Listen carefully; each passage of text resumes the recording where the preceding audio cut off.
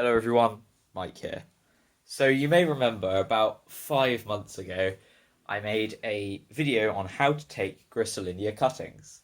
So in the video, I showed you how to take cuttings, told you what the best way to take the cuttings is, showed you a few methods, talked about the methods, but most importantly, I took some cuttings myself.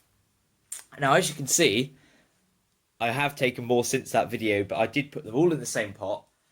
And it just shows all of the smaller plants, if we put these to one side, all of them have smaller roots. So when I was talking about, the size of the plant, it just shows how important it is. And then the more larger cuttings, this one is a great example, has a much larger root system compared to the others. And they've all been in the soil the same amount of time. So this one has only just formed a root. And although this is a similar size to some of the larger ones, this is only just rooted, probably because this was the one in the middle, so it got less light. But all of the others have done very well. I'm really impressed with how these have all come out. So today I thought I'd talk to you a little bit more about the Griselinia cuttings, because I have had a few people with some issues with the cutting method. Hopefully I gave some advice to those people. Hopefully their cuttings did take, but I thought for anybody else who's had some difficulties with it, I'd make a video now and talk all about it. So firstly, the use of rooting hormone is essential to get your plants to root well. You can do it without, and I've done it without before, but I highly recommend if you have some, or you have somewhere you can get them from, go out and buy them, because they will help you root them a lot quicker and they will help you develop a much larger root system. And I know obviously there's no way for me to actually prove this, but I will make a video very soon comparing the rooting of a Griselinia with and without. And I'll plant them the same day in the same video so you can all see, and then we'll do some results after that. So that's a video that will be coming very soon, so that it's not just me saying things, I actually have some evidence to back up what I'm saying. So this method works well any time of year. However, 5 months ago it was the summer, it's now the winter. It does work much better in winter because the Griselinia cuttings don't like it too hot. So anybody who tried to take Griselinia cuttings outside in the summer probably did okay, but anybody who tried to take them inside, 9 times out of 10 your cuttings would have failed, and you will probably find that any cuttings that were in direct sunlight or got hot at all will just go black and die. I will put up some images of what that looks like now if I have any. There we go. So also in the video I did talk about the cutting sizes and how important it is.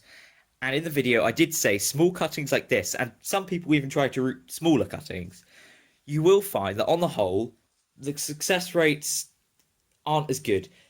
The rooting takes a lot longer because there's less leaves, and also just because of how small the plant is, they're normally underdeveloped, so it is a lot harder. They do need to put in a lot more growth to the leaves as well as the roots, whereas a cutting like this was the cutting that I showed you in the video, as well as this one. These two have probably got the best roots here, and that's because this one was a nice size, but none of them were too woody, but they also weren't too small. Cuttings like this, no, they're not woody, they're easy to get, but they're a lot smaller, they don't root as well. So it is about timing, because this time of year, there's plenty of cuttings that are like these two, that are not quite woody yet, however, they're still at a nice size.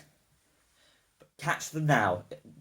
If you had trouble rooting your Griselinia cuttings in the first video I made, watch that method, redo it this time of year, and I can guarantee if you follow everything I tell you in that video, if they didn't succeed in the summer, they will succeed this time of year. Throw them outside, forget about them. Don't worry about them getting cold, they're very hardy. I've just taken a load of hardwood Griselinia cuttings in my chicken pen to see whether I can get them to root. And I know I can get them to root because I do have some Griselinia cuttings, which I'll show you now, that I did take a couple of years ago that were hardwood cuttings. They did work very well, and you do get a bigger plant, so I'll show you those now. And there we go. So this one is now rooted, but when I dug it up, it didn't have heaps of roots. It was a very weak root system. But as you can see, now I've put it in the greenhouse in some nice soil, it is doing much better. But it just shows that while you can get a much larger plant with a hardwood cutting that's more of a branch really than a small cutting, you can get much better plants, but it takes a lot longer for the plant to root. It can take up to a year, sometimes even longer, for a hardwood cutting to root. But also, it's then got to form a new root system, and it does have developed. Don't know what that is. It does have developed leaves, which is much better than a smaller cutting. However, the major disadvantage is its leaves are almost too big for this plant. It has too many leaves, which drain the energy from the small roots. So it takes the plant a lot longer to get established. Whereas a small cutting like this, you can see it is already established. And next year, this will get some lovely growth. I'm expecting it to at least double in growth next year. Whereas this cutting is probably going to be putting a lot of its work into the roots to support all of the leaves above. So while this method does work, personally, I recommend taking smaller cuttings because it is much more sustainable.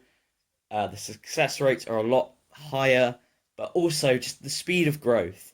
A smaller plant like this would eventually overtake a big hardwood cutting like this simply because it has smaller leaf surfaces. The plant itself is smaller, so the roots don't have to work as hard to just try and provide. They can actually put growth into their own roots as well as the leaves.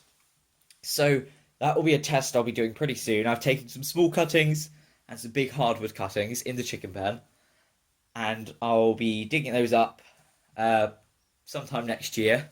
I'll show you the results of that, and then I will plant some on camera so you can actually see the difference. But for now, that's it. Thank you very much for watching this video. Sorry I have rambled on a bit. If you have any questions about the Griselinia, please do not hesitate to ask. I'd love to answer any questions you'll have. But that's it for me, so bye for now.